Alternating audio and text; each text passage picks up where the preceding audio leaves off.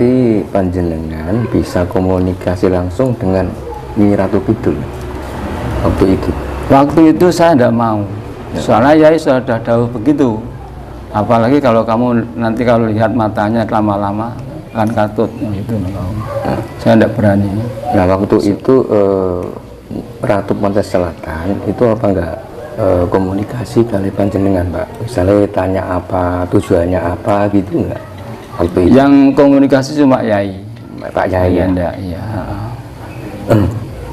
Tapi waktu itu setiap hari itu datang ke rumah saya. Ya Ratu. Ya, di rumah saya itu saya cuma tanya, sebetulnya jenengan iku sinten to Nyi ya? Ngoten aken. Nah, piyambake ngakune niku jenenge Retno Tumilah. Retno Tumilah lah niku. Lah niku akhirnya ya jenengan putrane sinten? Terus putrane Padanaran. Terus itu Pak Gufur, waktu Pak Yai komunikasi sama Ratu Pantai Selatan itu Pak Gufur dengar nggak apa yang dikomunikasikan beliau sama Pak Yai? Dengar, begini. Kiai dawuhnya ngeten. Nyi Ratu kula mriki niku badhe nyuwun tampa dhateng santri kula niki. Nah, santri kula niki saged ngaten-ngaten. Iya, aku wis seru. Tapi kuwi di luar jangkauanku, ngoten. Masalahnya dan sewu baik santri yang sing zaman cak nang mriki niki mboten sembarang tiyang, ngoten. Nah, waktu di perjalanan niku waktu di pinggir pantai niku mbah kula teng mriku. Waktu kula badhe numpak kereta niku wau, mbah kula teng mriku. Mbah kula piyambak nggih, ya malah Yai mboten pirsa niku. Sing pirsa namung kula. Piyambake kula salam. Assalamualaikum anakku, ngoten. Mbah kula. Pak, berarti kalau orang itu pengen ketemu Ratu Pantai Selatan itu berarti harus melakukan ritual tertentu Pak Gufur? Sebetulnya tidak. Sebetulnya tidak. Kalau sudah kenal sana, apalagi yang mau di sana, gampang sekali. Tidak seperti orang-orang itu harus ritual dulu, enggak. Kalau yang saya alami begitu. Gimana Pak, bisa diceritakan caranya gitu? Caranya kalau saya dulu pernah itu ya cuma panggil namanya 3 kali.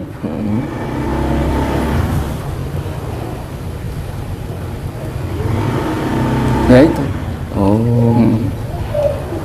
Soalnya asli namanya itu banyak orang yang tidak tahu. Taunya Ratu Kidul, Ratu Kuning. Tapi kalau Retno Tumilah itu belum tahu yang tahu.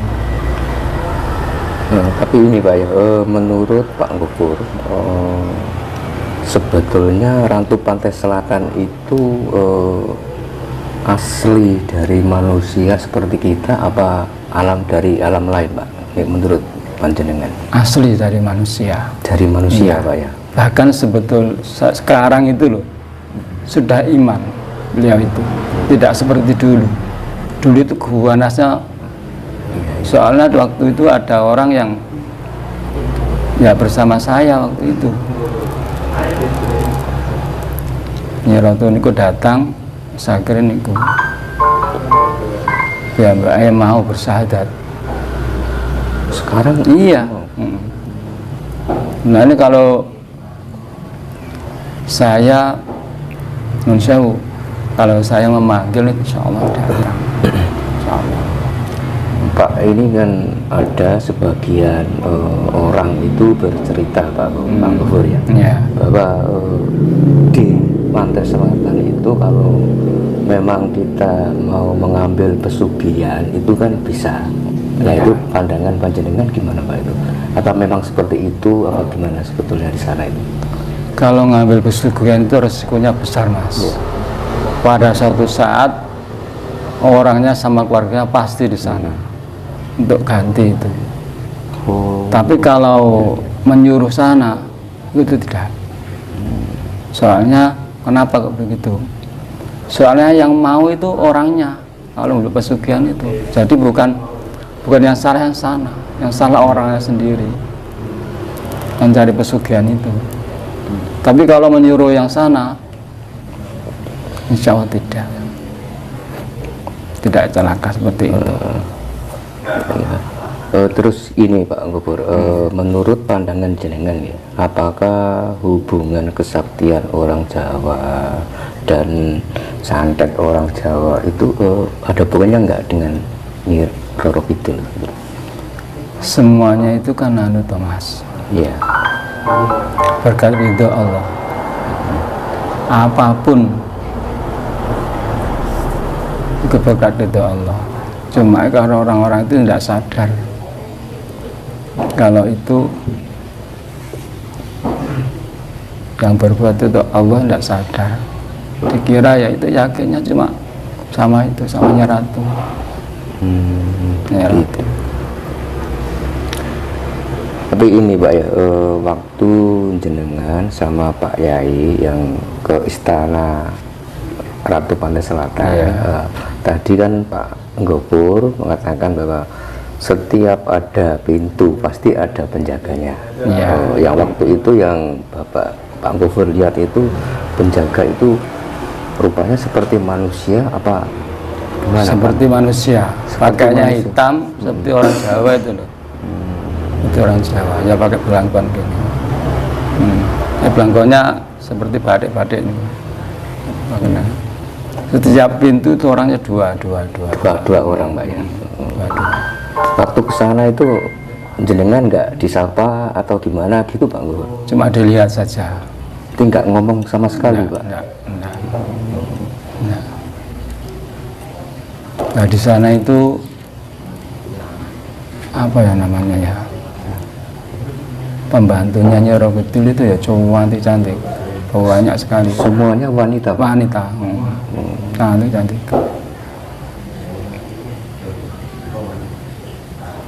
Dan kalau bisa dilihat dengan kasat mata gitu Pak ya. Terus istananya itu seperti apa Pak Gubur? Nyi Roro Kidul. Istana itu seperti apa namanya? Kuluk mahkota ya, mahkota seperti mahkota itu. Jadi kalau dari luar ya itu seperti mahkota itu. Kalau di dalam ya tidak bisa dibayangkan, tidak bisa digambarkan. Emas semua Pak? Iya, emas semua. Itu sampai berapa lama Pak sama Pak Yai dulu komunikasi sama? Mungkin ya setengah jam. Setengah jam Pak ya? Setengah jam. Berarti yang dibicarakan itu cuma masalah penyakitnya istri panjenengan, apa ada yang lain Pak yang dibicarakan waktu itu? Ada teman saya tapi sekarang sudah meninggal. Teman saya itu pengen kaya. Pengen kaya. Nah, sebetulnya memangnya orangnya teman saya itu serakah. Sudah dikasih enak kurang enak. Seumpama dia di rumah itu punya warung, sudah habis ayam 10, mintanya 100. Nah ya itu ndak mampu, akhirnya dijajak ke sana, akhirnya gitu. Tapi sampai sekarang yuk laris. Tapi ya gitu, bahwa saya waktu di rumahnya itu suruh baca Quran di situ, dan saya melihat orangnya itu di sana minta tolong. Sebetulnya saya bisa menolong, soalnya waktu itu sama sudah dikasih tahu. Tapi saya sendiri kan ya jual mahal. Kalau ada uangnya saya yang mau, soalnya taruhannya nyawa. Berarti gini Pak Gubur, orang itu kalau minta tolong Mintanya istilahnya mau minta pesugihan ke sana. Ya. Berarti nanti yang dijadikan tumbal itu keluarganya semua, Pak? Ya, orangnya itu sama keluarganya. Saya enggak tahu-tahu ke sana. Berarti di sana dijadikan pengawalnya? Ya, gitu bukan pengawal saja. Pokoknya di sana udah benceng-encek lah, ngajak-ancek. Gitu. Tapi misalkan kalau sudah dijadikan tumbal di sana, Pak ya, kalau ditolong gitu sebetulnya bisa apa enggak ya, Bang? Bisa. Bisa. Bisa. Tergantung orangnya mau minta tolong orang apa enggak. Sebetulnya teman saya itu bisa, cuma kalau saya mau kasih tahu ke anak-anaknya itu, wah terus saya cari-cari. Soalnya anaknya enggak ngerti. Gitu. Kaya orangnya Pak sampai sekarang. Sampai sekarang? Iya, kaya. Kaya sekarang. Sekarang nggak habis ayam itu 100 loh Pak. Setiap hari 100. Itu hari biasa, apalagi kalau hari tahun baru, hari raya itu banyak sekali. Berarti waktu panjenengan posisi di sana itu melihat orang itu, Pak? Waktu itu saya di rumahnya orang itu. Di situ kan ratatil Quran, saya kan ikut situ. Sampai saya itu menangis di situ. Sampai kiai saya itu bertanya, "Pur nyapa sampean?" "Ya Allah, niki lho ngeten niki kalau ngoten akan." Tapi bantu kula terangkan nek bapak niku mau sing teng mriku. Kantun sak menten. Niki lho mboten enten. Ngomong keraya-keraya. Sebetulnya kalau saya minta tolong situ bisa anak-anaknya tuh. Bayar 100 juta lo bisa. Bisa, Pak ya? Bisa. Kan bisa ditolong, Pak ya? Bisa. Bisa. Terus ini Pak Gofur, beberapa hari terakhir ini kan di daerah Malang Selatan kan terjadi gempa. Nah ini ada yang mengatakan bahwa Nyi Roro Kidul itu murka, kan ada yang bilang seperti itu, Pak ya. Kalau menurut panjenengan gimana Pak itu pandangan jenengan? Apa memang seperti itu? Apa memang faktor alam atau gimana Pak? Kalau dilihat dari mata batin panjenengan. Kalau menurut saya itu memang dari Allah, bukan dari Nyi Ratu, bukan. Soalnya di situ itu kalau yang saya lihat banyaklah kemusyrikan di situ, sehingga ya gitu seperti yang sama tahu.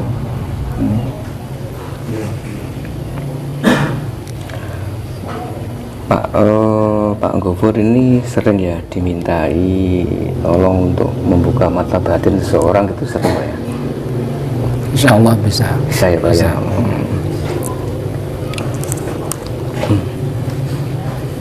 Pertanyaan ini masih. Bagaimana Pak pengalaman Pak Gofur dalam membuka batin orang lain agar bisa melihat barang yang gaib, Pak? Ya. Begini, kalau orang itu Islam, pertama saya suruh syahadat dulu. Nah, syahadat itu bukan hanya syahadat, harus masuk betul ke dalam hati. Nah, kalau sudah begitu, niatnya suruh saya baca, ya Allah, niat kula urip namun madhep datang panjenengan Allah, terus masuk ke dalam hati yang paling dasar. Kalau sudah masuk ke dalam hati, di situ harus ridho apa yang diberikan pada Allah sama orang itu, apapun yang terjadi itu dari Allah mereka. Nah, mereka makin ketinggal sujud dipun mereka wau mau ketinggal, waktu ketinggal makin sakit temen ningali sawang ngoten sing pun kula alami ngoten. Pak, kalau misalkan itu kan orang yang muslim Pak yang minta dibuka mata batin dengan membaca Ya Allah, teman-teman, kalau misalkan ada orang yang non muslim Pak Gofur minta dibuka mata batin, itu nanti gimana untuk orang? Kalau itu ya harus nurut sama saya. Meskipun dia non muslim. Iya. Soalnya waktu itu kan dia itu masuk Islam, bukan di luarnya. Kalau menghadap saya kan langsung masuk Islam. Nah itu, ya sama caranya sama begitu. Soalnya dulu aku waktu dapatnya ya gitu. Nah, soalnya di situ kan ada hijab di situ. Kalau tidak salah hijabnya itu namanya hijab suwari. Dan itu sama guru saya dibuka, itu ditanya, dibuka hijab suwarinya itu ya ketinggalan. Akhirnya ya begini ini jadinya. Ya. Jadi kalau orang yang non muslim Pak ya minta dibuka mata batinnya itu apakah ada syarat-syarat khusus Pak? Kalau syarat sih tidak ada, cuma orangnya harus benar-benar masuk Islam dan ridho saja. Berarti harus masuk Islam Pak? Iya, no. Iya. Selagi soalnya, dia masih nggak mau masuk Islam tetap nggak bisa Pak? Nggak bisa. Kalau menurut saya nggak bisa. Terus itu Pak, untuk membuka mata batin, berarti itu semua orang kalau muslim bisa Pak ya? Jangankan orang dewasa, orang kecil bisa. Bisa Pak? Bisa. Itu butuh waktu berapa lama Pak? Itu untuk nggak lama, seperempat jam. Seperempat jam.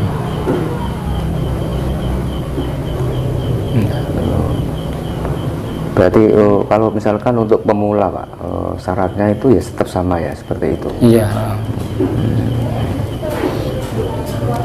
Pengalaman jenengan Pak Gofur setelah membuka mata batin itu apakah sering melihat benda gaib, terus makhluk-makhluk gaib gitu Pak ya? Sering. Sering. Apa saja? Bahkan sebelum saya itu tahu buka mata hati begitu itu sudah sering seperti genderuwo pocong itu sering.